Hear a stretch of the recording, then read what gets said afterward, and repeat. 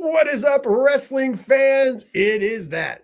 The most wonderful weekend of the year is upon us once again. The most joyous time as a wrestling fan, whether you like WWE or not, is upon us. That's right. It is WrestleMania 42 weekend. So you know that the FLZ Wrestling Team had to give you our thoughts and opinions on the granddaddy of them all. That's right. It is time for the 607 TWS presents WrestleMania 42 preview show powered by FanlightZone.com. Of course, I am your host. My name is Rich. I'm also the host of 607 TWS, the wrestling show, each and every Thursday night at 8 p.m. Eastern Standard Time, right here on the FLZ YouTube channel. Of course, joining me in the co-pilot's chair as she does each and every week on 607 TWS, you know her, though, as the hunter of the Pokemans, because she's got to catch them all. She is also the guru of cosplay, but most importantly for this show, and of course, because it's WrestleMania weekend, she is a pro wrestling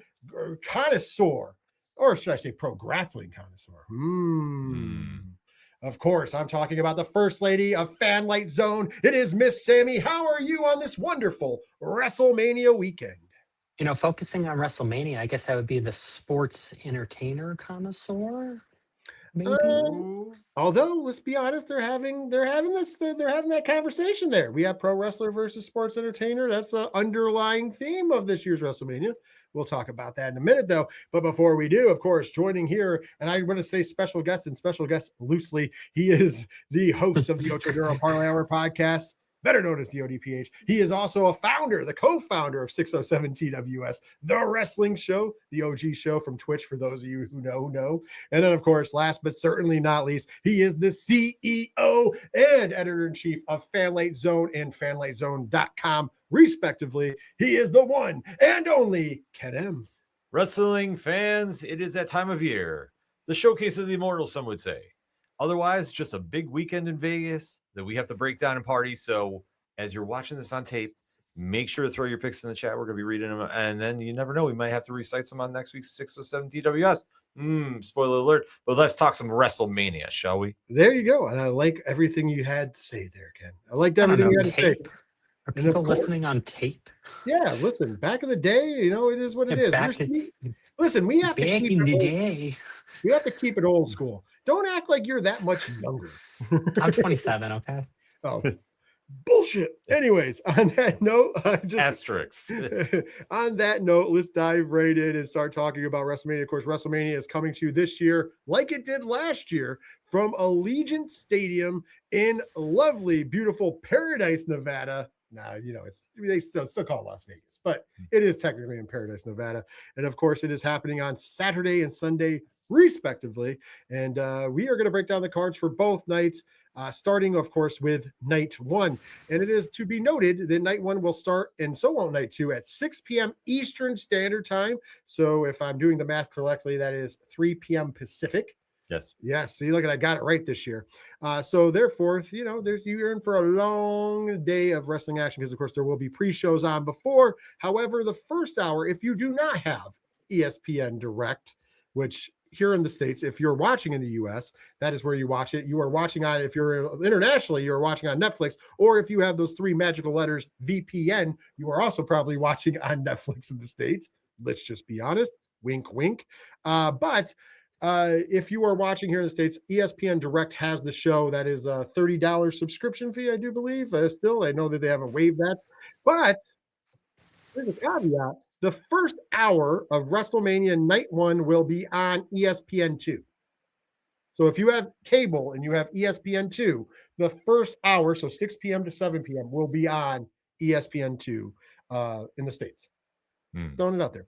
And you know what match you're guaranteed to see in that first hour on night one? Because we've got it announced. It will be kicking off night one of WrestleMania. It is a six-man tag team extravaganza as The Vision, Logan Paul, and Austin Theory, teaming up with streamer iShowSpeed, will be taking on the Usos, Jimmy and Jay, and of course, L.A. Knight. Yeah. Let me talk to him. And this is going to open up night one of WrestleMania on ESPN2. And let's be honest, this has been built up for a little bit now, and also kind of a cluster, and also kind of out of happenstance. I mean, for a while, we thought that we were going to get Logan Paul versus Bad Bunny, possibly at WrestleMania. Mm-hmm. We then thought that we might get Logan Paul versus Seth Rollins after all the other injuries to the division. Somehow we've landed on this 6-man tag team extravaganza featuring iShow Speed. Of course, LA Knight has been fighting against the Vision since pretty much the inception of the Vision, just like he did against the Bloodline. Mm-hmm. Go figure. And of course, teaming with him, former Bloodline members, the Usos, who have also been fighting because the Vision's Logan Paul and Austin Theory are your WWE World Tag Team Champions because they beat Jimmy and Jay. A lot to unpack there. We're going to start with you, Ken M. Who you got walking out of WrestleMania night 1, the winner of the 6-man tag team match? So I'm not a fan of how we got here. I know obviously injuries played a part, but when your tag team champions are not defending the belts on the show, I think that takes a little bit away. That said, I think it's going to be LA Knight, and the Usos, even though I think it would be better to have the Vision win. Feeling Usy about it. All right, Sammy, who is your pick for 6-man tag team match winners? I project that the Vision is going to win thanks to the help of a returning Braun Breaker. You think it's where they're going to return Braun Breaker? Why not? He could do something with iShow Speed. He could pick him up and throw him at LA Knight or something. I don't know.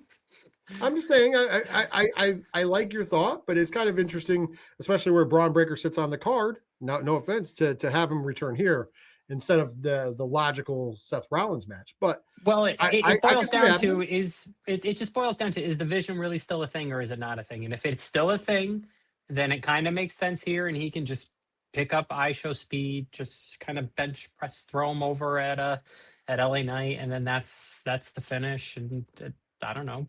People are happy. I don't know. I was kind of thinking the same thing as you, but I was thinking of Bronson Reed. I was thinking big Bronson Reed. That could work too. So I think that if you're going to see a sighting of Braun Breaker, if it's not on Raw, if he's cleared, it would be later in this night 1. That's just my personal opinion. I'm, honestly, I have another take on it completely, though. I think the Vision's going to win, but I think LA Knight's going to show his true colors and join the Vision. If you can't beat him, join him. It'd be a smart move for him at this stage. You can't. They ain't doing anything else with him. Might as well join the Vision, and then the Vision can become the WWE version of the Don Callis family. Yeah. Hey, kind of already is in a lot of ways, right? Yep. Right. It's a little smaller. Yeah, well, for right now, but now. as our good friend CM Punk would say, tell me when I'm telling lies, because I don't think I am. We're after this first match, which has been announced for both night 1 and night 2. The first matches have been announced. Other than the main event, we are going to be going out of order because we don't know what order the matches will be in. So I'm just going to go in the order that they're listed. So next up, we have the unsanctioned match, and that is going to be between the Samoan Werewolf, Jacob Fatu, and of course the Scottish psychopath, Drew McIntyre. And what do you can say? This is kind of a blood feud in a lot of ways. And it's also going to be with the most hard-hitting match probably in all of WrestleMania this year. Let's be honest. Which Drew McIntyre is no stranger to being in the most hard-hitting match of WrestleMania on any given year. And neither is Jacob Fatu, who did make his WrestleMania debut last year in a very successful United States title win. So will Jacob Fatu be 2-0 at WrestleMania, or will Drew McIntyre pull off the win? Sammy, you're in the hot seat first. Who's winning the unsanctioned match at WrestleMania? Well, it's unsanctioned, so it certainly doesn't count against anything. But oh wait, that AEW doesn't wins and losses. Anyway, I digress. Yeah. Drew McIntyre, I think, walks away with this, but I think the bigger, more important thing is what does Drew McIntyre do to go social media viral? Because he's got a little bit of a WrestleMania viral streak going on here. So what's he going to do this year? Well, we know one thing he won't do, because he just did some press this past week where he said that even though he despises CM Punk, he would never mention Larry in anything to do with CM Punk because he loves animals and he loves that damn dog. So, hey, Drew McIntyre's got a heart still. Yes. He's still got a heart. That was him being sincere, which is kind of crazy. So if you didn't see that, great interview with Drew McIntyre. A lot of great press going out this week. So go and check out some of these great interviews. But anyways, this is a rough one for me. I love Jacob Fatu, and there's such a high end on Jacob Fatu. But once again, I also love Drew McIntyre. There's such a high end on Drew McIntyre. Both of these guys can be in the main event. Both of these guys can be world champions. I mean, Drew McIntyre already has been, but I would bet money that Jacob Fatu will be, and hopefully the not too distant future. But I think he could be a world champion as well. But I just don't think that run's going to start here. So I'm going to go with Drew McIntyre with a win because I feel like that's going to get Drew back into the main event title picture going forward. However, depending upon what happens in the main event, I could also see Jacob Fatu winning for the same reasons. Ken M, you're in the hot seat last. Who you got walking out of WrestleMania Night 1, the winner? I want to go with Drew. I really do. But I can't go against Jacob. He's all gas, no brakes. You know what I mean? Yeah, I can't. I gotta go Jacob. I respect that. I respect that. Next up, and by the way, Night 1's got a lot of women's matches. I'm okay with yes. That. And next up is the match that I believe, and I will die on this hill, and I will say it here because I get to go first, even though is it should have been the main event of Night 1 of WrestleMania. 100% agree. Should have been the main event of Night 1 of WrestleMania. I feel like this is one of the biggest injustices. I feel like this is one of the biggest drop ball moments, fumble moments, if you will, in the history of pro wrestling, especially like when we talk about the main event, because we're not going to hold back because we call it right down the middle. But that match, of course, is the Women's World Championship match. Your champion, La Primera, Stephanie Vakir, taking on the winner of the Women's 2026 Royal Rumble, Liv Morgan. She's trouble. Seen that music video? Yep. Seen that? I mean, you might have to be careful when the dog is in the house on Saturday because we are going to be in trouble for different reasons. Yes. But with that being said, though, this match has been built up, in my opinion, the second best built up match of all of WrestleMania. Agreed. Only behind the Night 2 main event. Only behind the Night 2 main event. They have done such great work here. Liv Morgan attacking not just Stephanie Vakir personally, but emotionally going after her family. But Stephanie Vakir being a little bit of a bully. We got to be honest to Liv Morgan at some points in juncture. So you can't say that she's the straight victim. Actually, you can't say either one of them is a victim in this case. I think both of them have been built up very strong. But at the end of the day, as much as I like Stephanie Vakir, I think it's Liv's time. I think Liv walks out of WrestleMania 42 and the new WWE Women's World Champion. That's my opinion, and I'm sticking to it. Ken M, your thoughts? I agree with you on everything you said. This should be the Night 1 main event. It's a travesty. It's not. This has been the arguably second best built feud for WrestleMania. Like I say, you can argue about Oba and Brock and how that's been done too. You can make an argument, but I will say this: I think this is behind Punk and Roman. This is the best feud that they've done work with. Both Stephanie and Liv have elevated their games. I just feel though, Liv is on that breakout moment where she kind of transcends pro wrestling. You know how we talk about like when Rhea Ripley, crossed over to pop culture, and we talk about Becky crossing over to pop culture. I think it's Liv's time. I think you're seeing her now doing a lot more things outside of WWE. So I think it's her time. She definitely deserves her flowers on this one. It's going to be a hell of a match. And the only thing I have to say negative about it is like this should be your Night 1 main event. Absolutely. And fresh off a trip to Coachella for Miss Liv Morgan as well. All right, Sammy, you're up last, and I know you love the women's wrestling. So who you have leaving WrestleMania 42 as the women's world champion?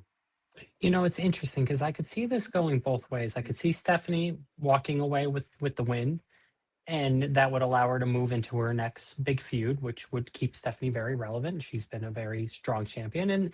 And also for Liv, you would look at it from the standpoint of the Judgment Day of just be completely defeated because, spoiler alert, I am picking Finn Balor to win over the weekend. So, but that would tell a story of the Judgment Day. I have like really no main roster gold. They are just completely defeated by everything. So that would tell that story. But then there's also the story of Liv winning. And then she has gold and Dom doesn't have, main roster gold. So that's an interesting story to tell as well. But then what do you do with Stephanie? Ultimately, I think Liv is just too hot. I think she's just too hot, too on fire, just an all-time run right now. And she's going to run away with the gold as she's, earned it.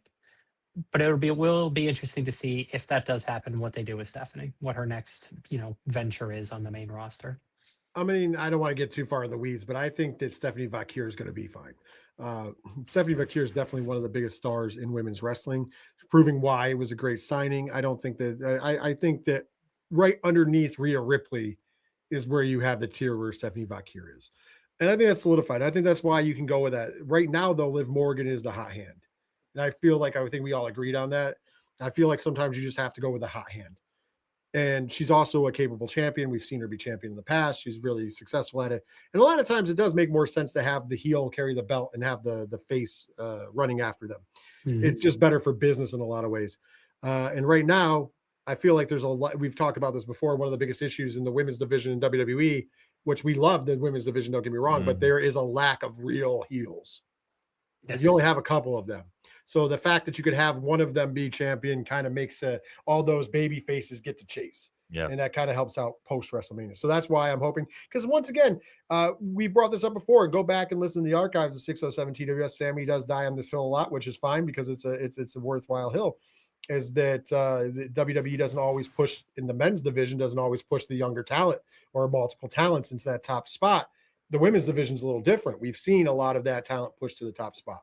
We've seen a lot of mixing and moving, and there is about, at any given time in that classic New Japan or All Japan, eight women on top kind of situation where you can have layers on both shows and mix and match. And it's wonderful.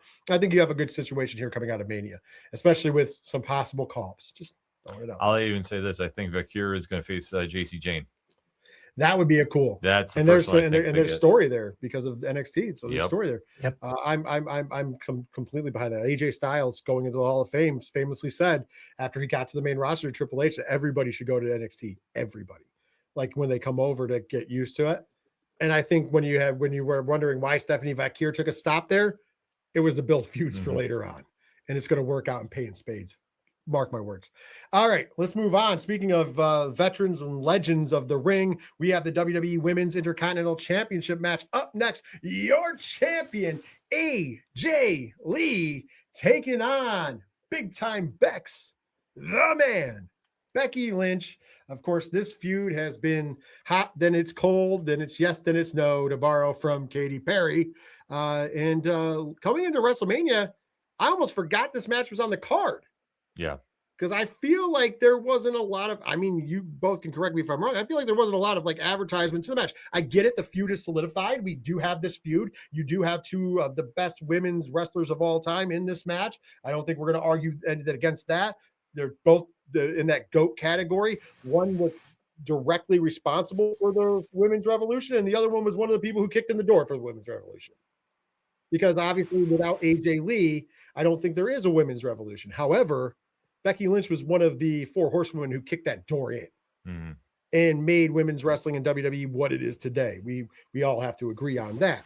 So the storyline is rich and it has all that. And of course, you add in the fact of who their famous husbands are in the wrestling world and their beef, and that adds into it and yada, yada, yada, yada. And I understand there's a lot of story there, but I just feel like it's become an afterthought in the build to WrestleMania this year. So with that being said, Ken, you are in the hot seat first here. WWE Women's Intercontinental Championship match. Who leaves the Intercontinental Champion out of WrestleMania 42? Well, we got to talk about the greatest women's wrestler of all time. I mean, I'm not the only one saying it. Sports Illustrated is saying it. Everybody's saying it. Everybody's saying it. She's saying it. Yeah, she's saying it too. Which she's being so humble about it. Now, this has to be Becky Lynch. I mean, to be honest with you, AJ's comeback was a great moment. But I think long term, it's got to go back to Becky. This would be a situation I wouldn't doubt them doing maybe some hot potato with the Raw after Mania per se, and Becky drops it to possibly another call up or somebody else. I just think for this match, though, this has really gone under the radar. They've done a couple of video interview sit down things, but it hasn't generated the buzz that I think WWE was expecting out of this. And it's nothing against AJ or Becky. I just think that just the overall build for WrestleMania, unless there's been few matches, haven't gotten that just due for getting hype behind it. This match will be great for what it is, but Becky's walking away at the end of the night. I can agree with that. Everything you said. Sammy, who is leaving WrestleMania 42, the Women's Intercontinental Champion? I I have to pick Becky here, and a lot of it just has to do with the fact that, we talk about this with Roman a lot, but we have to talk about this with AJ Lee. We got to call it down the middle. Who's going to be there on Monday? Is AJ Lee going to be there? She hasn't been around that much since she's been back in wrestling, and Becky is someone who, when she's healthy, she's there. So as much as I love AJ, and I do, I love her character work. I love the story she's told in wrestling, and I think she can still go in the ring. She hasn't been there, and whatever those reasons are, it's not really well known completely why she said, because when she said she was coming back, she was going to be full time. We just haven't really seen that yet. Maybe this is a year we get that, and I'm just putting my foot in my mouth in the next couple of months. But right now, I'm going with Becky because she's going to be there on Monday night or Friday if they move her to SmackDown, whatever they do with her. And AJ, based on what we've seen, she's not. Well, I mean, Roman Reigns even pointed out to CM Punk, your wife has a better negotiating skills because she has the lesser schedule. And it's true. And listen, we don't need AJ Lee to be back full time. I'm not saying that because I don't like AJ Lee. It's just you hit a certain part as the elder stateswoman, and you kind of can do what you need to do. She is an attraction. Right. You don't have to be champion. Becky doesn't need to be champion either, technically, because she is Becky Lynch at the end of the day. It's not really hyperbolic to call her the female Stone Cold, because I mean, we've already done it numerous times. Everybody kind of agrees on it. She really was. That man gimmick caught on like wildfire, and then she's so good that she reinvents herself continuously. She can make herself a heel today and a face tomorrow and back to being a heel by Saturday. She's tremendous at everything she does. I will put it, Sports Illustrated rated her the number one of all time. I don't know if I personally put her there because and it's not anything that she's done. I'm just a little pickier, obviously, but I do think she's one of the greatest women's wrestlers of all time, period. So I'm not arguing that point. However, I'm with both of you. I'm going to pick Becky Lynch to win because I feel like that opens up more. And to Ken's point, I think they're going to pull a little bit of hot potato. Maybe not the night after, maybe the night after, who knows? Because we love to do that stuff. But I think we need to get the Intercontinental title. It's already been established. It went from Becky onto AJ, back to Becky, right? If we do it this way, let's get the belt back on a young up-and-comer. So that belt can become the work women's title, if you will, because how we always said that the workman's title was the Intercontinental title. This could be the workwoman's title. It should be. This should be an elevation for and now we've established the belt. Now that Becky Lynch will be a 3-time champion if she wins, we've established the belt. It's established, and then we can get Becky back in that main event picture. Yeah, where she should be and needs to be because she's a main event player. She's as good as anybody in the ring. She's better than most on the mic. Like most people don't hold their own with Becky Lynch on the microphone. Bottom line. So I'm going with Becky, just like the two of you. Let's go next. Another women's match. It is a fatal 4-way for the WWE Women's Tag Team Championship. Your champions, the Irresistible Forces, Nia Jackson, Lash Legend, taking on Charlotte Flair and Alexa Bliss, Bayley and Lyra Valkyria, and the Bella Twins, Nikki and Brie, who, this has been, honestly, build-wise, I won't say, but it's been exciting. We've gotten a lot of interaction between all 4 teams. We've gotten everybody mixing it in. We've gotten to see a lot. So now all that's left to see is this fatal 4-way. By the way, it is a fatal 4-way, so that means it's one fall to the finish. It's not elimination. Yeah. So anybody can win just with one fall. That might play a part in anybody's decisions here. I'm going to start with you, Miss Sammy. Who do you got leaving WrestleMania, the WWE Women's Tag Team Champions? And still. Ooh, and still. Yep. I think there was at one point people really wanted this to potentially be the Bella Twins, but I don't think they've really shown that they are at a point in their lives where they can keep up with the current roster. And that's not saying, that they couldn't go. I just don't think, I think wrestling's kind of past them a little bit. And if they really wanted to make the full-time commitment, I'm sure they really could and really do it. But where they're at right now, I think the rest of the roster is wrestling circles around them. So then you go look at the rest of the teams involved here, and I think and still makes the most sense. I can hear that. I definitely hear that. I'll give a pick, but I'm going to take a leap because I like to live on the edge and live dangerously.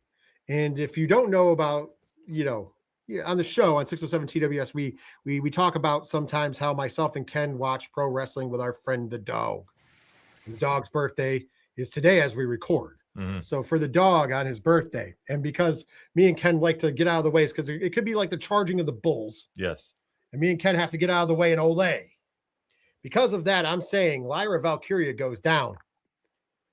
And Sasha Banks returns to WWE and her and Bayley become champions.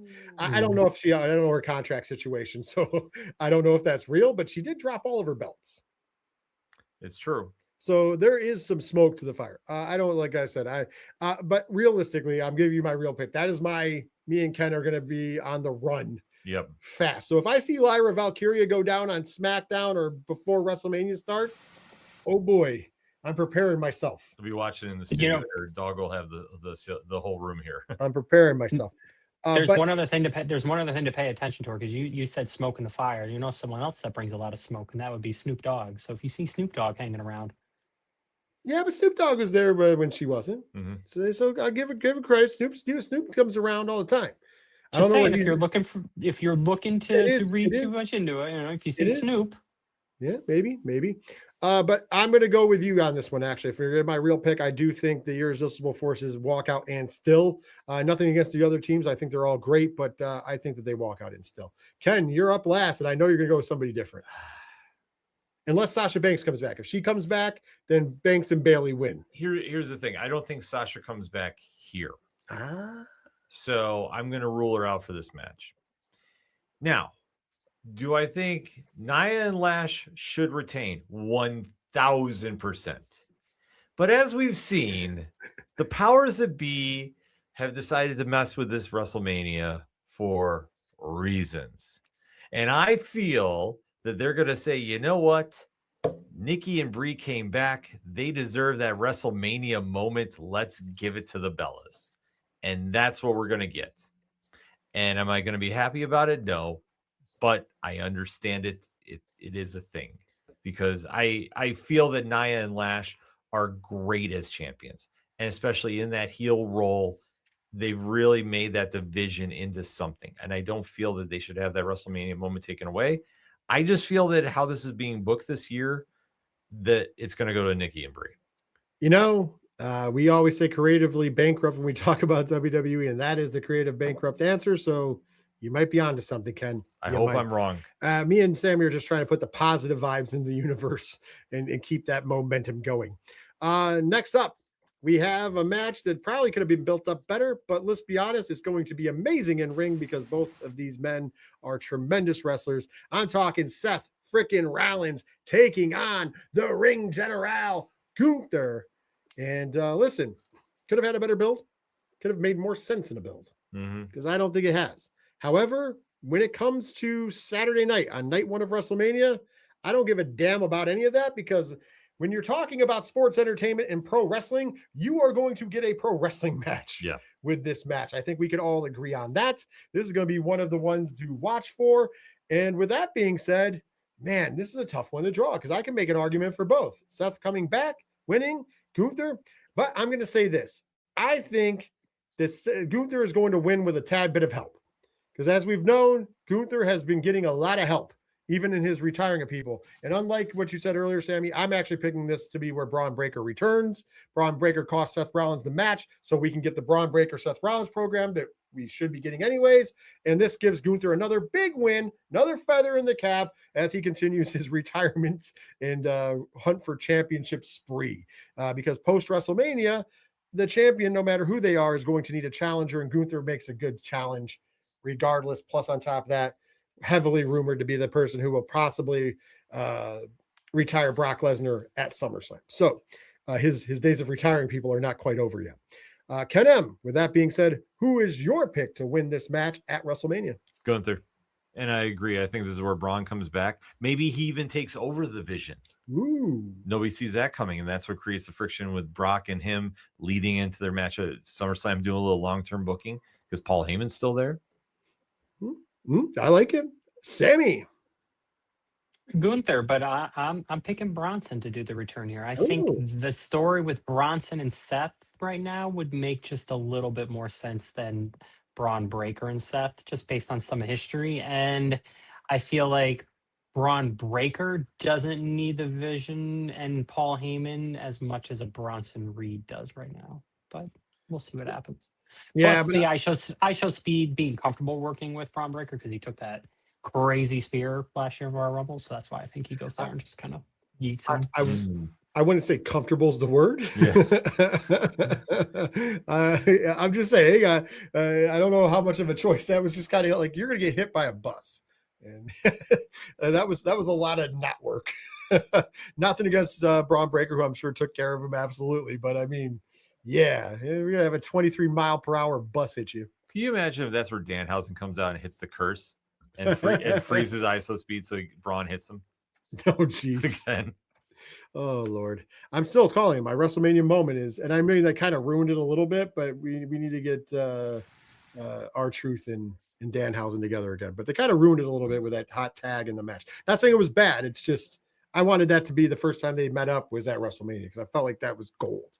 But I think we're going to get a lot of Danhausen, John Cena stuff, and that's going to be gold. By the way, Danhausen was standing outside the Goodyear blimp. Yes.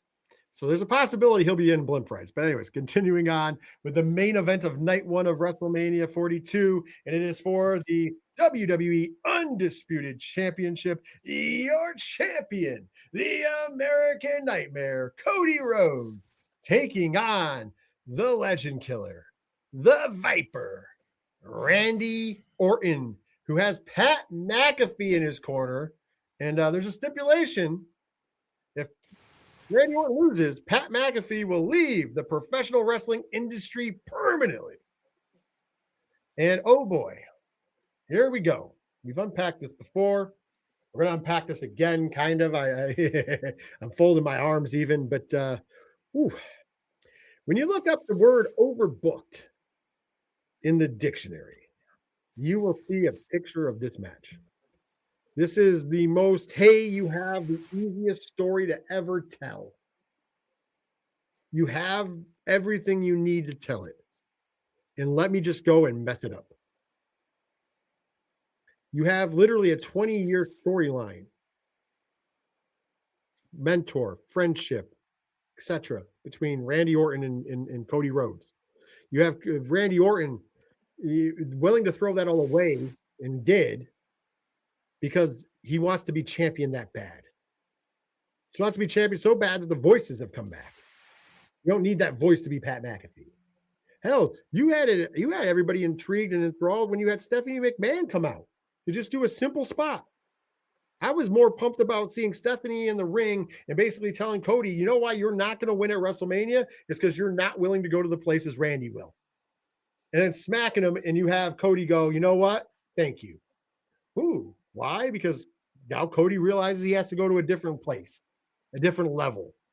You know, this is something we've talked about with Cody Rhodes, the consummate babyface. And he has to remember that last year at WrestleMania, because he wasn't willing to pull the trigger, so to speak, is how John Cena defeated him for the title.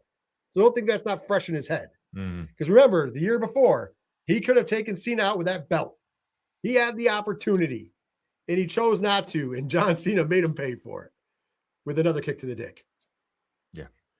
So there was a lot of robust story. And you notice I didn't mention Pat McAfee at all because there was enough story that you could have just used that stuff with no Pat McAfee. But no, like a dog to vomit, TKO had to push their boy in there for some ungodly reason. We've heard it was for ratings. We've heard it's for ticket sales. We've heard it was for, more promotion across the ESPN. Like he wasn't already going to promote it on ESPN. Come on, guys. It's a cop-out. It's all nonsense. But anyways, we're still here. And we have to deal with this nonsense and aftermath. And I'm thankful that I'm not the one picking first because that is Ken's dubious distinction here. So Ken M., who do you got walking out of WrestleMania 42 as the undisputed WWE champion? So I'm really trying to spin this in a nice way, but I can't. You might as well not. No, this is going to be Randy Orton all day because we're going to have the new corporation bloodline 2.0 faction, whatever you want to call it. I fear The Rock is coming back for this. I think they're going to make this as messy as possible with the run-ins. I'm not doubting Kevin Owens comes in. and you're going to have like Super Cody trying to fight everybody off. Maybe he gets somebody to help him out that turns on him. Like I could see an LA Knight showing up trying to help him. And then this is where LA Knight turns and goes heel.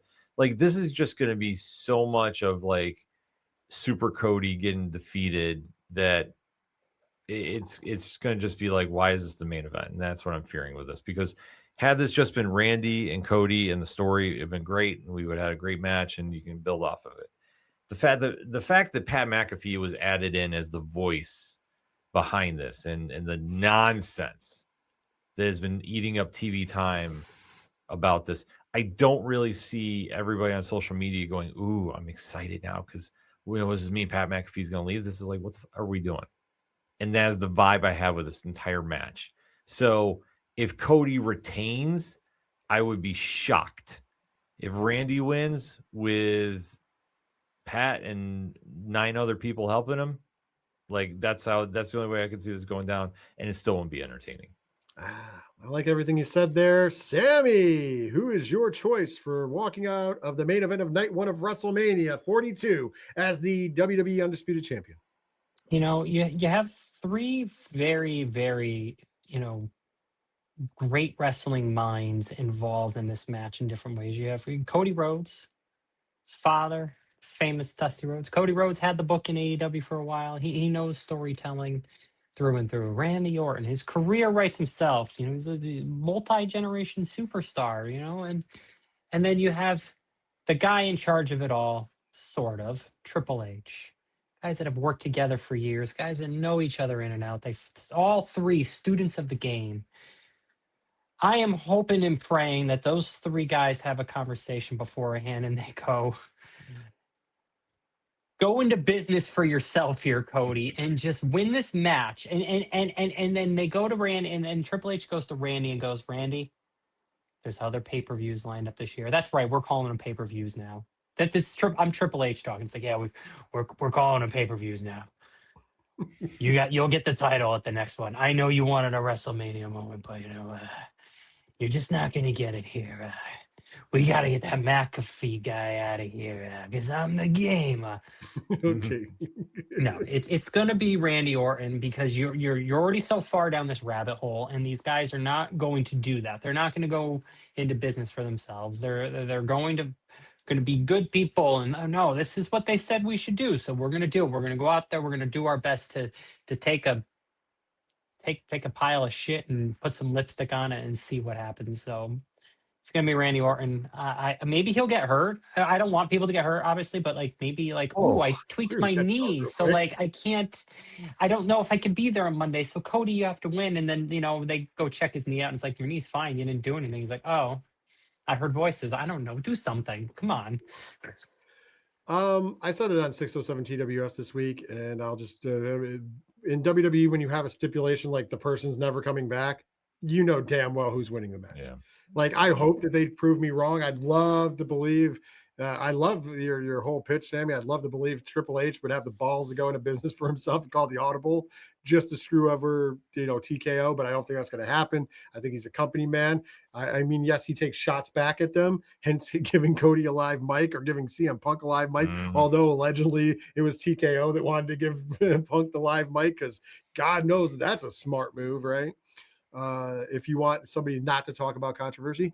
And I'm not saying that in a bad way because we enjoyed Pipe Bomb number 2. But here's the thick of it. Randy Orton's going to become the 15-time champion. We're going to have to deal with Pat McAfee. We're going to have to hear nonsense revisionist theories. For somebody who supposedly loves wrestling so much, and I say this with all the love in my heart, for somebody who allegedly loves wrestling so much, he doesn't know so much about the thing that he allegedly loves. And for somebody who's been part of wrestling for as long as he has, because he's been part of it. He's not, you can't say he's some outsider that just came in. I love how they're trying to position him at this. He hasn't wrestled a bunch of times. Yeah. He hasn't main evented in NXT. He hasn't main evented in WWE. He hasn't been on. He hasn't had a WrestleMania match. He's had a couple of them. Right? He's done all of this. Right. He's had a couple of them, including getting stunned by Stone Cold. So it's not like he doesn't have moments. Yeah, he had a great program with Gunther. Think about that for a second. Last year, it's weird that the revisionist history, and I understand that the creatively bankrupt ones are going to give us this bullshit revisionist theory. However, Pat McAfee himself, like making the mistake of talking about the Attitude Era when Randy Orton was never in the Attitude Era. Yeah. Like, why are we talking about things that you can't recreate in 2026 anyways? Need I remind people what happened in the Attitude Era? Mm-hmm. Need I remind people that there's a certain somebody who's on trial right now for some very questionable things who used to own that company? Mm-hmm. But you want to talk about the Attitude Era. Yeah. That is the worst thing you could do for business, period. But I digress. I just think that the TKO wants what they want. And by the way, Ken, do I think the Rock's get involved? Probably. He's finally going to come back to get Cody's soul. Yep. That's what I think. I'm fearing it. We might even get Travis Scott returned. Oh. Would that be to turn Cody heel, though? Is that what we're predicting? The Rock comes back and Cody goes heel? Here's the thing. No, I'm not predicting that. I think that Cody's going to get screwed over by The Rock. However, that would be a unique way to get out of it. Yeah. Right? So TKO is stationing themselves behind Randy Orton and Pat McAfee, right? What better way to stick it to them if you go with The Rock, still member of the board, but Cody goes, well, I had no other choice. I sold my soul. But you wouldn't be selling your soul to TKO. You'd be selling it to The Rock. Yeah. So that would set up believe it or not, I don't think they're creative enough to come up with how no, because then The Rock doesn't show up, so then it just doesn't work. Well, you don't have to have The Rock show up. I mean, he can do everything over the phone, like the Raw anonymous general manager. We can get Travis Scott back out here. What's he up to these days?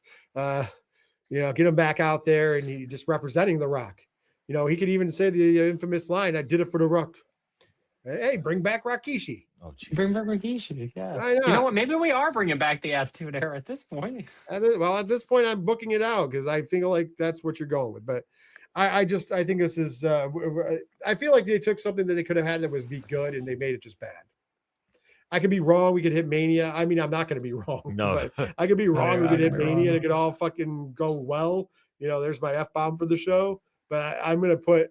I'll put real money because it's Vegas. That ain't happening, Jack. If you think this is going to get salvaged, oh boy, you're dead wrong. And as much as this could be a great wrestling match between the two of them, I think what Ken said, we're going to go right to the old school playbook of Super Friends. Yep. This is the main event that we'll get the Super Friends in. It'll be everything out of the wall. Hell, you might even get John Cena defending Cody Rhodes in this match. Honestly, getting physical. I was about to say, I think Cena this would be where he would get involved. By the way, if that happens and The Rock comes out and Cena gives The Rock the AA to kind of get a receipt from WrestleMania 40 when Cena went out real quick with the Rock bottom, I'm all for that. Yeah. That part I would be good with because there's storyline there. But outside of that, I'm like, eh. Does Taker get involved? Cody Rhodes loves the Super Friends moments and matches. That's become like a staple of Cody Rhodes matches. I mean, even last year, technically, we had Travis Scott, which I know everybody hated, but it was still that logic, right? The other main event's not going to have that. Just like last year, the other main event didn't have it. Yes, Paul Heyman turned, but that's not Super Friends. Paul Heyman was part of the match. This year, I'm telling you, you're just going to have Punk and Roman. It's going to be the marquee is the marquee. See, if they just want to go against TKO, all of a sudden you should just buy tickets for Kenny Omega and the Young Bucks and just tell them jump the rail at this point. Elite. The Elite. Just have Tony Khan come out and be like, we're taking over. Yeah. I'd love it. I'd mark out. You'd see me run around the house. Anyways, I digress. That's more time than I wanted to spend on the night one main event. Yeah. And so let's kick it on over to WrestleMania Night 2, which goes down on Sunday, also from Allegiant Stadium, obviously. And although I will say this, 1 year they can do the trick that they did at WrestleMania 2 and have multiple locations. If you think about it, you do night one location, night two at a different location. Why they haven't thought about doing that instead of going to Saudi Arabia, I'll never know. But here we are. Yeah. Instead, they went after the WrestleMania 4 and 5 gimmick and did it in the same spot 2 years in a row. Anyways, night 2 will open up on ESPN at 6 p.m. Eastern time. That's right. Night 1 is ESPN 2, The Dose. ESPN proper is where night 2. So tell me once again that WWE treats night 1 and night 2 equally. Yeah. One is going to open on ESPN 2, and one is going to open on ESPN proper. By the way, Sunday night is baseball night on ESPN. Mm-hmm. So you're going to have this from 6 to 7, and then we're going to go right into the pre-show for Sunday Night Baseball. Am I wrong? Tell me when I'm telling lies. Interesting. What do you think? What do you think's on ESPN Saturday night? I don't know. Probably something that shouldn't surpass WrestleMania, but they're like, you're on ESPN too. We even ESPN knows night one's going to be a train wreck. So they're like, there we go. Although granted, the women's matches will probably save that night. Yes. Just throwing that out. They're like, I know we played a part in meddling with this, but oops. Well, they didn't play a part technically. TKO did. ESPN is just the pawn in all of this at this point in juncture. They're just the partner. It's like this is true. They were the ones that fired that first shot after the first pay-per-view there. It was kind of a C. That was true. That was very good for them. But anyway, so on 6 p.m. Eastern Standard Time on Sunday for WrestleMania Night 2 on ESPN, where it will open, we are getting the Battle of the Titans. We all talk about the Ruler, Obafemi, taking on the Beast, Brock Lesnar. I'm assuming Paul Heyman will be in Brock Lesnar's corner. It doesn't say that on the sheet, but I'm assuming he will. Yeah, I would say safe money. Well, here it is. We talked about this Battle of the Bulls. Like, this is the Clash of the Titans. This is two big, meaty men about to slap some meat. This is the definition of all of that. This is the definition of what Gorilla Monsoon would say was the, immovable object and the irresistible force. This is what it is. This is. Am I lying? No, I think it's more of a JR call. It's going to be a slobber knocker. That too. Yep.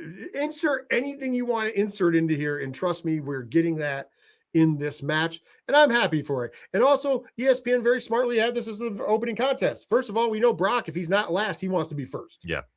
WrestleMania 35 was proof of that. and also on top of that, it is smart if you're trying to draw eyes in to put the most known name in combat sports in the opening contest.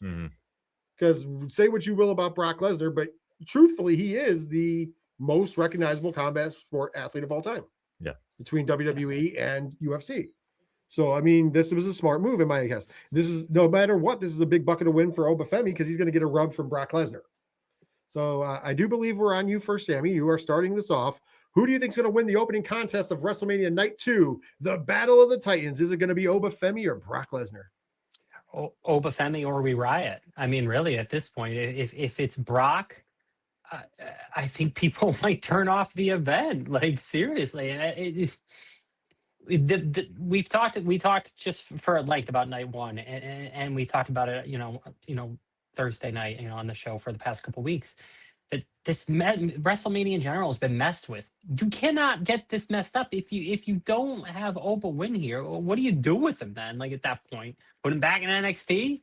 Like, he's got to win here.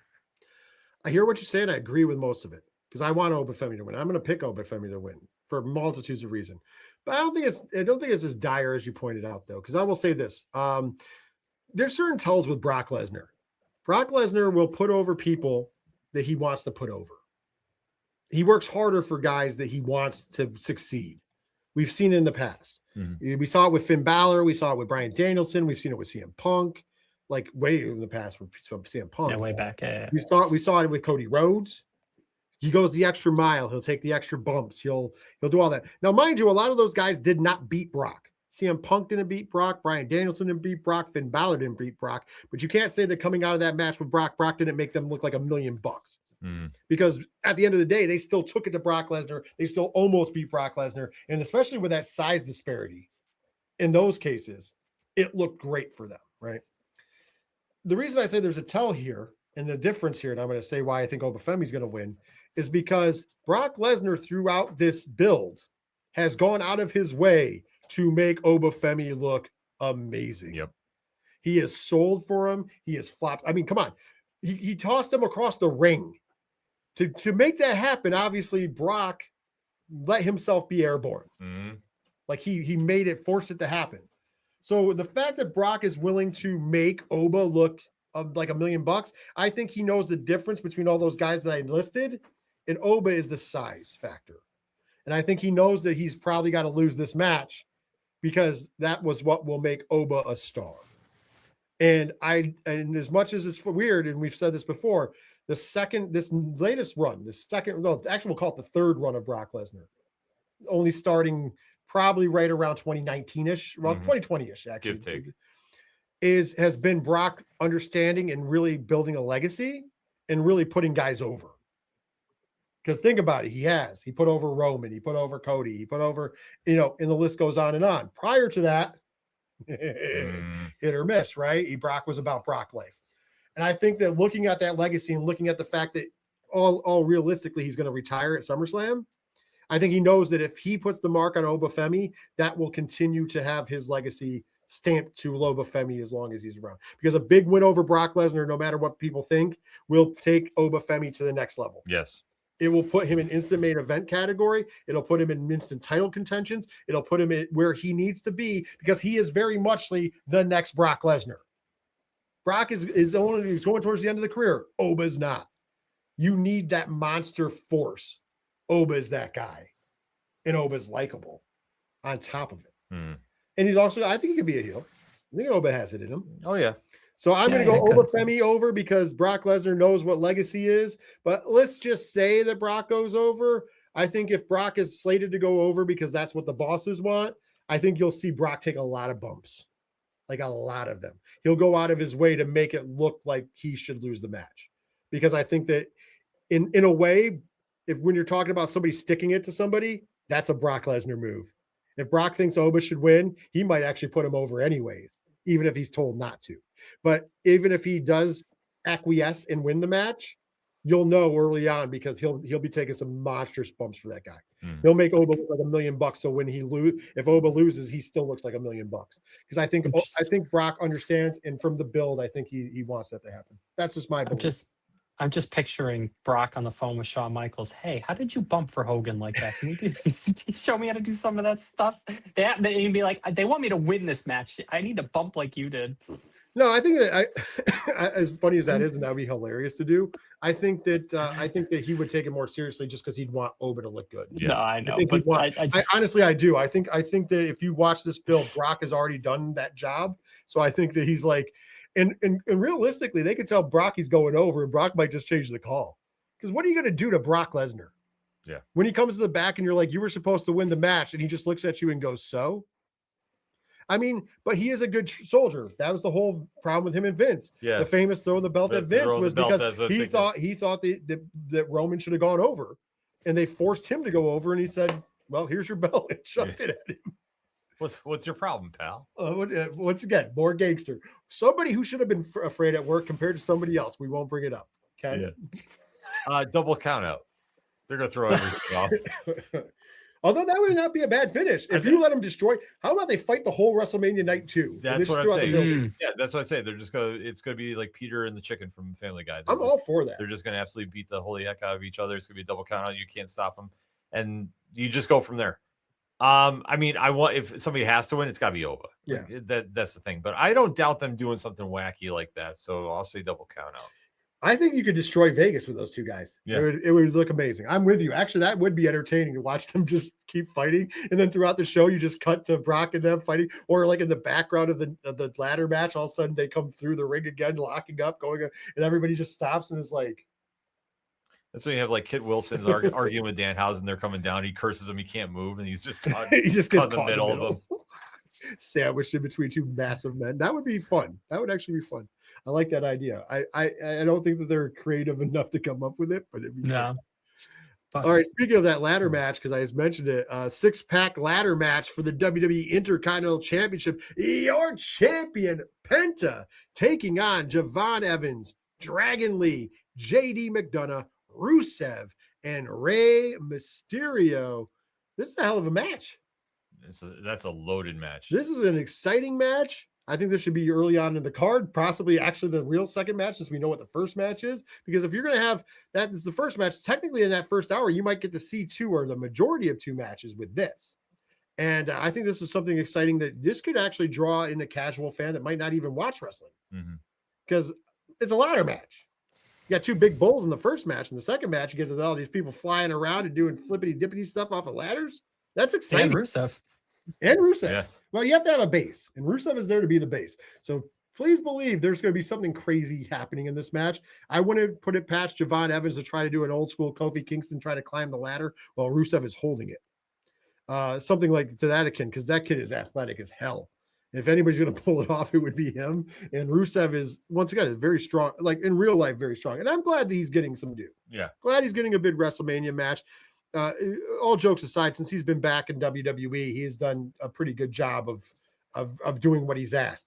Not a lot of that doesn't work for me, brothers, if you will. But I get to go first here and pick. This is a rough one because I hate picking against Penta, and because I love Penta.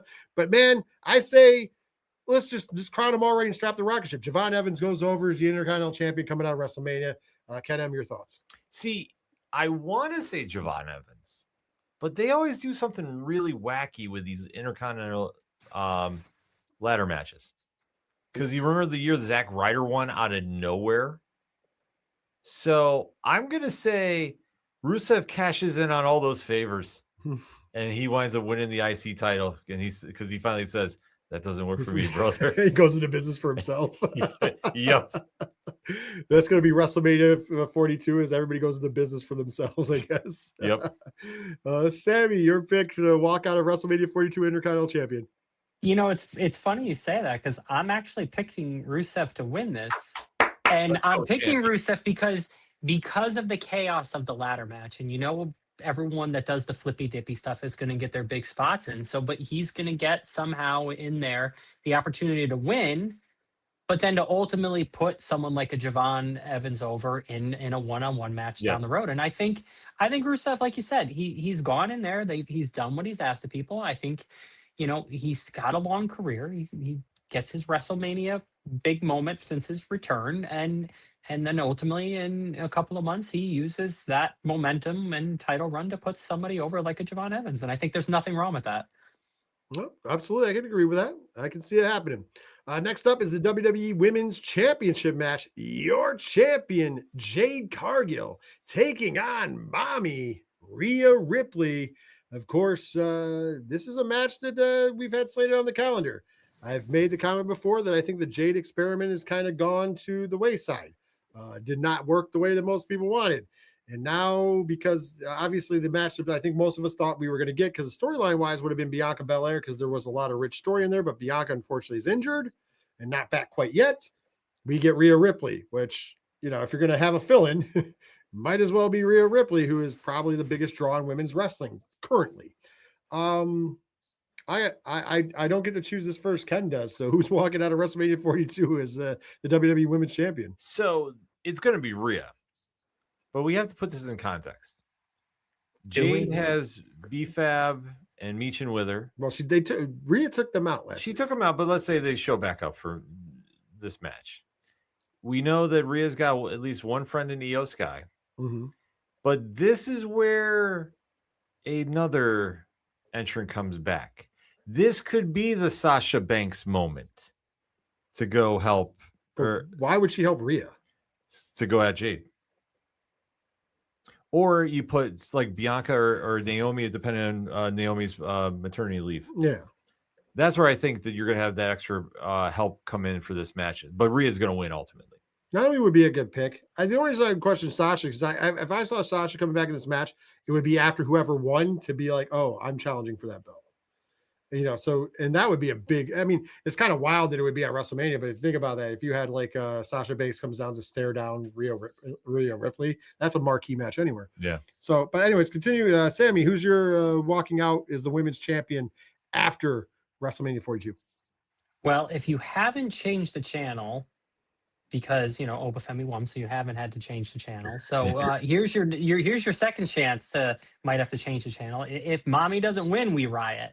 And it is possible that maybe a Bianca Belair gets involved and helps Mommy win in some sort of way. And then they can lay it down the road. They can have that blow-off match between her and Jade, and the title doesn't need to be involved because, I'm like you said, the Jade Experiment. The Jade Experiment 2.0 ended up being exactly as 1.0 in AEW.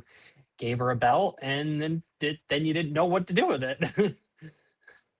Realistically, I'm with you on that. I think that the big comeback will probably be either Naomi, depending upon paternity or maternity leave, and or Bianca Belair, because we haven't been hearing about Bianca lately.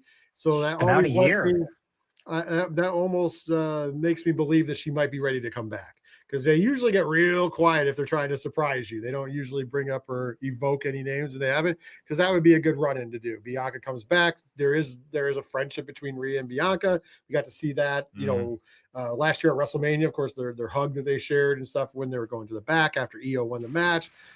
So you have a lot of like rich story there where you can be like, oh, they're friends, and then also she in storyline she hates Jade Cargill, so it makes a lot of sense to come out and like, Jade thinks that because of her distraction she is going to win the match, and then Bianca's music hits, and oh boy, business is about to pick up.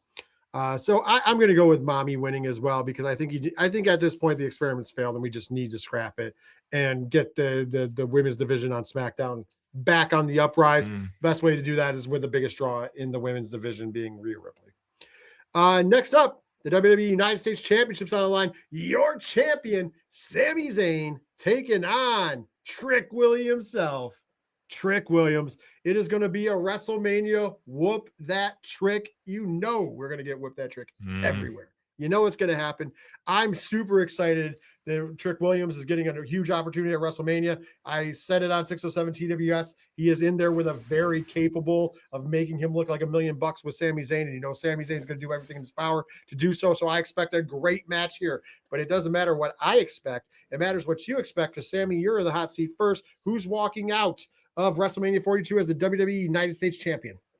I just don't see it being Sami Zayn. I think it has to be Trick Williams. And it's not just because Trick's the young up-and-comer and all the energy. I mean, on the flip side, have we really loved Sami Zayn's character work over the past, 6 months? It hasn't really been that wonderful. It's really time for that character to evolve. And with a loss, we can get that evolution. So, and then on the flip side, Trick is, superstar on the rise. And it's, if you're out of the the young crop that they have put on the main roster over the past couple of months, if he's the one with the belt and Javon's doing all the big spots and Oba's getting the big moment with Brock, I mean, that kind of makes sense. You're not pushing everyone to a high level all at once. You're giving them all their moments to really shine and star power type things, and you're doing it differently for each. I'm just gonna say it. We're making a start here, because we're gonna get that whoop that Trick, and Trick's gonna win. He's going to become the U.S. champion. I'm not saying they're strapping a rocket ship to him, but let's be honest. He's definitely, if you're looking at the grander scheme of things, obviously Obafemi is going to be a huge attraction, champion, etc. But if you're looking at the grand scheme of things, the people that come up, and I know we've broken this down, like Carmelo Hayes and the Ilya Dragunovs, which I believe both guys could be a world champion. When you really break it down, though, Trick Williams is the guy that they kind of have slated for that line. Yeah. You see the writing on the wall in a lot of ways. He has been the NXT champion. He has been the TNA champion. He has been in big moments. And here again, when they had a choice, he is the guy that they're putting in a big match situation at WrestleMania. And I don't think that's on accident. I think that's by design. And I think that we are going to see the next evolution of Trick Williams. I'm assuming it'll be a great match because Sami Zayn's in there. He's going to make sure that Trick doesn't rush it. He's going to make sure Trick's doing the right things. We're going to have a great match. Trick's going to become champion, and therefore we can start really continuing to move him in the direction that eventually he'll be in. I'll say he's one of those guys that I'm going to say in the next 2 to 3 years, he's probably going to be a world champion. Yeah. Because you can see the writing on the wall, and he has all the intangibles. He's athletic as hell. He's good in the ring. He's good on the mic. Yeah. He can work both face and heel. I mean, he's got to borrow it from Lex Luger. He's got the total package. So I just think that he's going to be the guy, and I think it's going to start. We're going to look back and start the real evolution of Trick Williams will happen at WrestleMania 42. Go ahead, Ken. Lemon pepper step is all night. Trick is taking this one home. It'll just be interesting if they pull him, making him the face and Sammy the heel in this match and do the role reversal. They could. That's the only thing I'm kind of curious if they're going to do. They could. The crowd's definitely going to be yelling, "Whoop that Trick!" Yeah. Let's be honest. Yes. Next up, we got the grudge match or the Judgment Day implosion. Back at WrestleMania 5, we're bringing up 4 and 5. Remember, that was when the Mega Powers exploded. Is this where the Judgment Day explodes? Does anybody even care about it? No, they don't. They only care that we're getting the Demon back. The Demon, Finn Balor, taking on Dominic Mysterio. Still one of the things that I hate that WWE wanted, one of the missteps, one of the bigger missteps here at WrestleMania, ironically enough, is them already saying it's the Demon, Finn Balor. I know they were teasing it. I know you can see the writing on the wall, but sometimes it's better to still have that little bit of surprise. The will they or won't they? And they're just taking that away, going, they will. I expect this to be a tremendous match. Since I get to pick first here, listen, smart money's on Finn Balor winning this match. But then again, Sammy is also dubbed Finn Balor as Pin Balor. Does that continue? I'm going to say no. I'm going to say because it's the Demon, I think Finn Balor is going to win this match. However, I would not be surprised if Dirty Dom doesn't go over, because let's be honest, Dirty Dom's still over as a mofo. So I can see him winning this match. Ken M, your choice, your pick. I will say this. Finn is not dressing up as the Demon for nothing. So he's getting the win. However, I think this match will have the best entrances of all of WrestleMania. I agree. Because I think about it, Dom usually goes all out. Dom usually goes all out for Mania, and the just because we know it's the Demon, it's going to be a big entrance. Sammy. So I actually disagree with the take of announcing the Demon. I think that was a great thing, and I think it was a great thing for people that consume a lot of wrestling, and not just the wrestling part of it, that go out and try and seek out the interviews and stuff like that.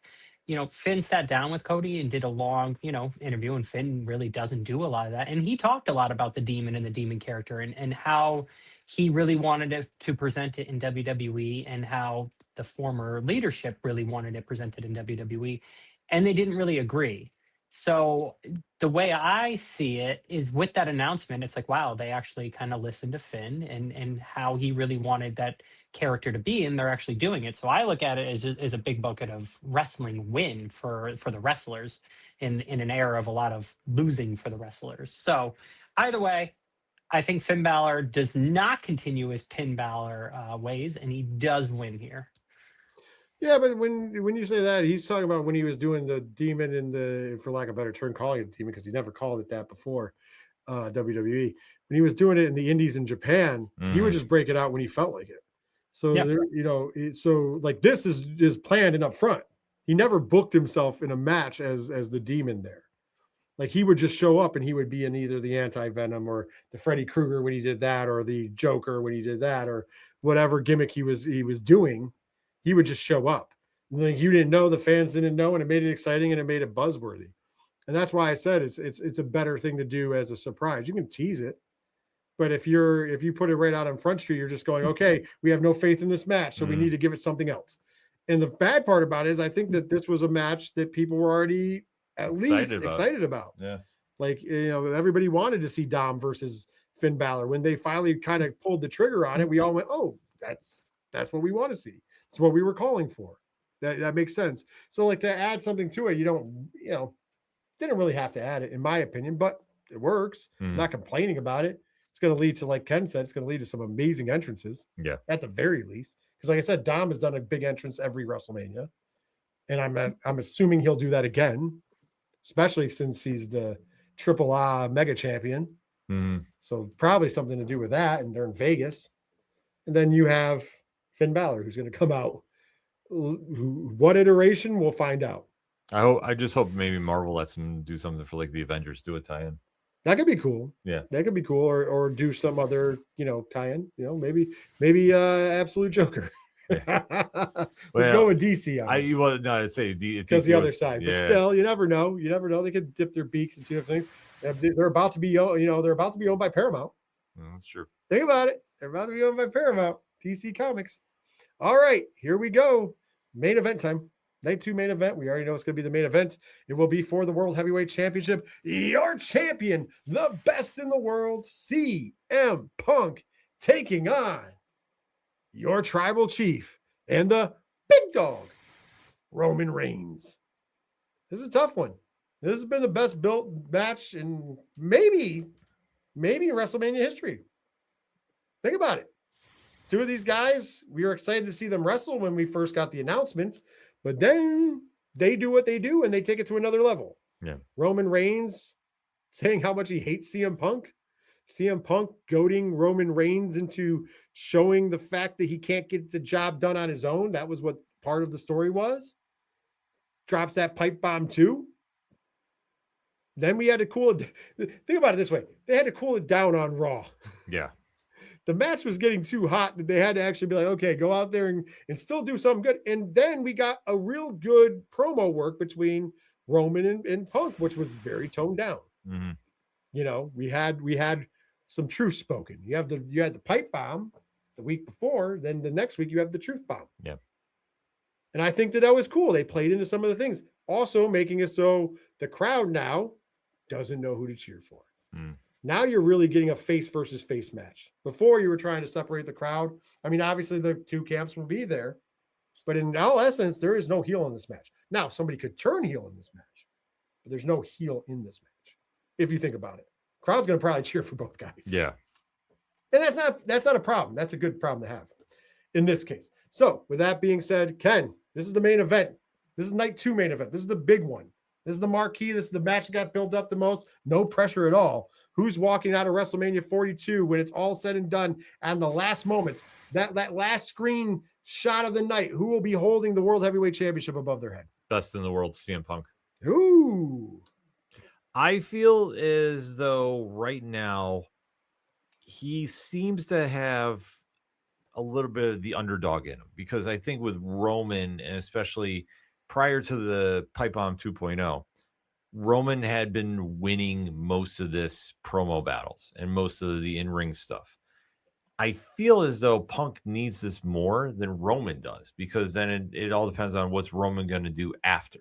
See, I think if Punk stays around, because Punk will stay around, there's more opportunities to get feuds going with somebody else. If Roman wins, what's he going to do? Take the belt and go? Or is he going to be on TV every week? That's a whole thing too. So I feel as though at the end of the day, the Punk win is more advantageous for the business moving forward than so much the storyline. All right, Sammy, who's walking out of the main event of WrestleMania 42, the World Heavyweight Champion? With the best entrance of the weekend to his old school AFI song, CM Punk. Because I think Ken nailed it. What Roman Reigns wins, and then he's not there on Monday night. He's not there on Friday night. CM Punk will be there. And I think that argument means a lot in WWE today, where, don't get me wrong, Roman's the attraction. He is the top guy, but if you're gonna be the top guy and you're gonna have the belt, you kind of need to be there a little bit. Very interesting. Very interesting. I can make an argument for either. I can make an argument for Punk to win. I can make an argument for Roman to win. I have a couple different opinions and takes that you could do. I don't know how creative bankrupt they want to be or how much they want to be over and right on the nose. This writes itself. I mean, it's going to be a tremendous match, probably north of 30 minutes. Easy.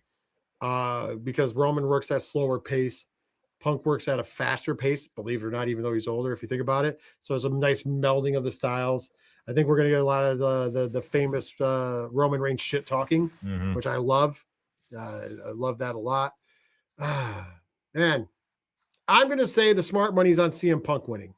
You have two different ways you can go about this. If you do what I would do, and the other match is going to be the cluster, I would do this match straight up clean. Punk goes over.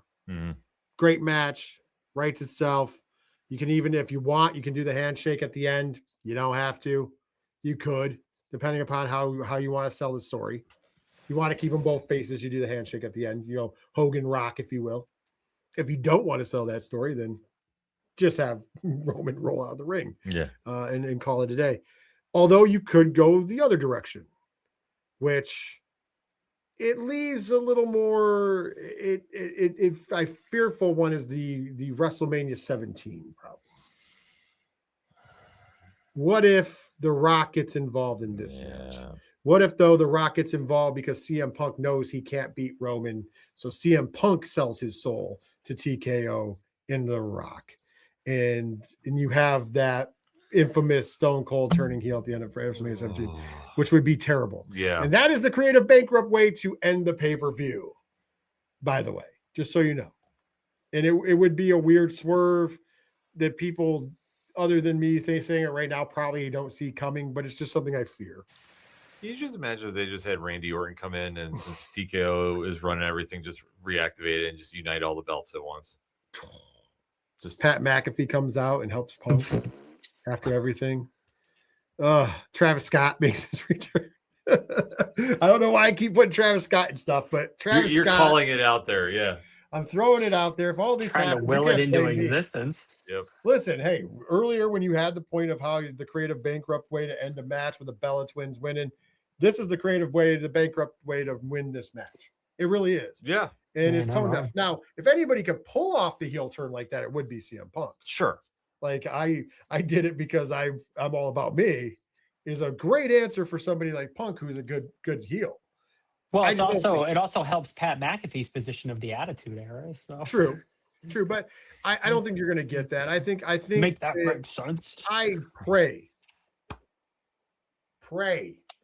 that they're smart enough to just leave the main event night 2 alone. I hope. I pray because you could get this involved for Roman too. Mm-hmm. It's very easy to have Roman win with Pat McAfee assistance because he's doing a little feud with him or Rock assistance or whoever. You know what I mean? It's very easy, right? I just hope they don't because I don't think they have to. They really don't. They have a marquee main event that if they keep clean between Roman and Punk could go down as one of the greatest main events / WrestleMania matches of all time. Not just the build. And it's not hyperbole to say that those two guys could go out there and have one of the greatest matches of all time. Mm. You very realistically could. You could step on that match easy, though. And that's why I brought up 17, because that's what happened. Think about it. Rock Austin at 17 was a tremendous match. None of us remember the match because the ending was terrible. Yeah. Because of the Vince McMahon Stone Cold turn. Right. And most people thought that Vince McMahon was going face. It was like it just didn't make sense. Right. So my point of the matter is I don't want to see that again. And you could have, like I said, you could ruin this main event easily. And if anything we know about the last year or so, definitely a year, but a little more about WWE creatively, the creative bankruptcy comes in here. And this is where you're like, this is where a dog to vomit. They'll mess up like the gift. Like you're literally going, here's one of the greatest main events of all time of WrestleMania. All we have to do is go from bell to bell. Literally, bell to bell. You know, have a big entrance for Roman, have Punk come out to Misery Kantar and call it a day. And we're off to the races. Yeah. And you don't need to do anything else. Just let them wrestle. And literally, you could have one of the greatest main events of all time. Or we can muddy the waters. And I just have a feeling they're going to muddy the waters. But I'm going to say no matter what, CM Punk walks out champion. Because I think if they muddy the waters, it's going to be to that point. If they don't, then I think it's just a smarter move. And I think, once again, I mentioned earlier, Gunther needs a place to go after. Yeah. Gunther's issue with Seth Rollins, and Seth Rollins was dodging him, right? Mm-hmm. That was the reasoning. We know CM Punk won't dodge Gunther. Yeah. So you have. Well, I also think. Yeah, on the flip side, I think a Roman Reigns story of basically CM Punk being right that he can't win anything without all of his help, you know, that's a very interesting story for Roman Reigns. You know, I can see this and it wouldn't bother me, the muddying of this. This wouldn't be muddying. I could see like Jey Uso trying to come down to interfere and Roman stopping him, not fighting him, but stopping him. Like, no. Mm-hmm. And that would be a cool moment. And then you could have a false finish there because maybe Punk hits him when they go to sleep. Roman kicks out. Yeah. And then you continue the match. I could see something like that happening, and I'd be a fan of that because it does build the storyline there. Because then, to your point, Sammy, that goes to Roman going, I would normally have this dude help me, but I need to prove that I can beat Punk on my own. And you could even do that backstage segment. Mm-hmm. Do the backstage segment real quick where the Usos are like, well, what do you want us to do tonight, Us? And he's like, stay clear of the ring. Yeah. One-on-one. Me and Punk. That's it. That's not a smart move. And then he kind of has to go look at one of them and go, not a smart move. What, you don't think I can beat him? And you have that interesting moment. You could really do some things with that, which I would assume is what I would do. Mm-hmm. But you're right. I think that that's the smart story. The smart story is, hey, I got to go out here and try to win by myself to prove that I can beat CM Punk by myself, to rub it in his face. And then you have to have Punk overcome Roman. Yeah. Which is not an easy feat. And I think at the end of the day, I think it's smarter to have Punk win. Because then you have to send Roman back to the. It's also a good story with Roman not being there is him going back to the drawing board. Mm-hmm. Like, what do I have to do? What, here I am, the biggest draw in pro wrestling, and I can't beat an old man. Yeah. That I called old. I did this. Like, I invoked the fact that he's old, right? Forgetting the fact that in theory, they're not that far in age. I try to figure. I mean, Roman Reigns is what, 38? Yeah, he's somewhere CM Punk is 45. Mm-hmm. They're not that far off, really, in realistic. But it is what it is. Anyways, that's all nights of WrestleMania. We covered them all. Once again, are you, lady and gentlemen, are you excited about this card after we broke it down? Sammy, you can go first. Ladies first. I'm still very much kind of on the trending down. Beyond the CM Punk and Roman Reigns and the Liv and Stephanie Vaquer, there's going to be some very, very good spots, great matches and such. But the bad taste of Cody and Randy is just really souring the whole weekend, which just stinks. It shouldn't, but it just really is, because it's. Last year was tough enough. Even the year before, things with Cody Rhodes was tough, and it felt like, oh, guess what? We're going to do even worse this year. Yeah. And it's just annoying. It's just annoying. Ken. Still midway at the bar, but trending kind of like how Sammy is a little bit. I feel as though WWE has really shown their creative bankruptcy. The fact that Io Sky and Asuka is not on this card is a travesty. The fact that Liv Morgan and Stephanie Vaquer is not your main event night one is so wrong. Pat McAfee, enough said. The fact that you have one of the more lackluster builds, I guess, except for a couple of matches, when it should be everything is, fans are so amped up for this going into this weekend. And really online, like, the vibe is not there. And that's just talking with fans. And I'm not saying just focusing on the AEW sickos. They got a lot to be happy about this week. They're coming off this very strong week. But for the usual WWE faithful, it's a different vibe this year. So I'm hoping to be proved wrong on a lot of different aspects. We'll have to wait to see. So I'll say this. On paper, I'm excited for a lot of the matches. A good portion of them, believe it or not. I after going over them, I am. The problem is that WWE has made me a pessimist. So I'm always waiting for the other shoe to drop. So on paper, I go, oh man, you have some real quality stuff here. A good portion out of 13 matches. I would say more than half of them I'm interested in. Not some of them more than others, obviously. But now I have to go, okay, so how will they mess it up? Yeah. What will they do to ultimately mess it up? What are they going to do that's going to piss me off when the show goes off the air? What are they going to do to, and it's beyond just the Cody, as we pointed out, a lot of the matches I said that there's this, there's always this built in, and you can see it coming too. That's the sad part. Everything that I said when I was like, and this is the creative bankrupt way for them to go about it. Every single time I said that, think about it, it's all logical and plausible. Like in the way they've set things up. It's not out of the ordinary to say that this is going to happen. Right. And that's the bad part. Because if those things happen, it's not good for business. It's not really good for the show. It's not really good for the wrestlers involved. It's only good for somebody sitting in an office somewhere who doesn't know what the hell they're doing, obviously. Yeah. And that is the bad part, is I'm coming into this WrestleMania kind of in a way like somebody who is ready to be disappointed. Like I am lining myself up for disappointment. Like I'm like, here I am. I'm coming into Mania. I should be excited because it's WrestleMania, right? And now I'm like, but they're going, when are they gonna F me? How long is it gonna take? Is it gonna be on night one? Yeah, definitely on night one, at least the main event. But we know that's coming. So it's kind of like, okay, forget about that. Probably gonna be a different match. And then they're like in night two, it's like, okay, night two is a little more ironclad. It should be pretty straightforward, easy peasy, lemon squeezy. keep it simple, stupid, however you want to put it, of how to book these matches. And then you're like, but they're going to mess it up. They're going to do something. Yeah. They're going to do something that I just go,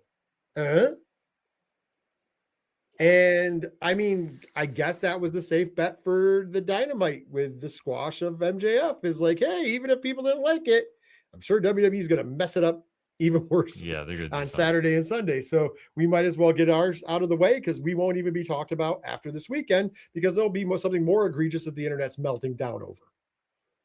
And I, it's the writing is on the wall.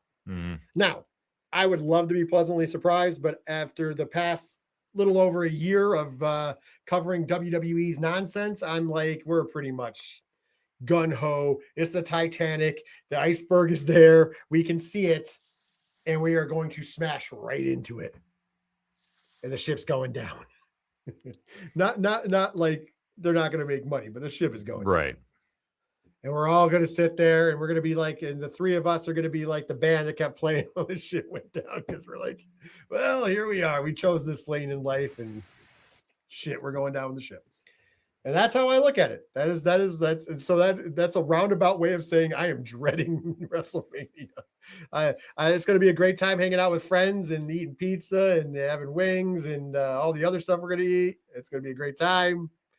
We got some surprise run-ins that we know of, and so I'm excited for that. But as far as the show goes, I'm like, how long is it going to take? How long in the Mania until I'm disappointed? Yeah.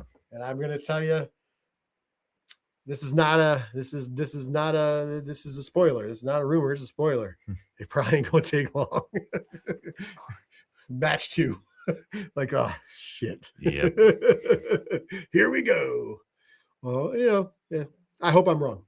There you go. I want to be wrong. I want to be optimistic and say I hope I'm wrong, but I don't think I'm going to be. But once again, I'll be pleasantly surprised if I'm wrong. And I always, like I said, I've never feared coming on here and being like I was wrong. As a matter of fact, I would love to eat my words half the time, because usually when I get to eat my words, something good happened. Yeah. And unfortunately, I just don't think this is going to be that time. Just throwing it out there, but we'll find out together. So like Ken said earlier on, make sure you drop in the comments what your picks for WrestleMania are, what you're excited to see, what you're not excited to see, who you think is going to win, because we want to hear from you. And of course, make sure you tune in on Thursday night at 8 p.m. Eastern Standard Time for 607 TWS, the wrestling show. We're live every week, but this week we will be live, and we will be going over what happened at WrestleMania. But until then, for myself, for Miss Sammy, for Ken, thank you so much for tuning in. Hopefully you do enjoy your WrestleMania weekend. Enjoy the show with friends and family. Make sure you take care of yourselves, take care of each other, and most importantly, later, wrestling fans.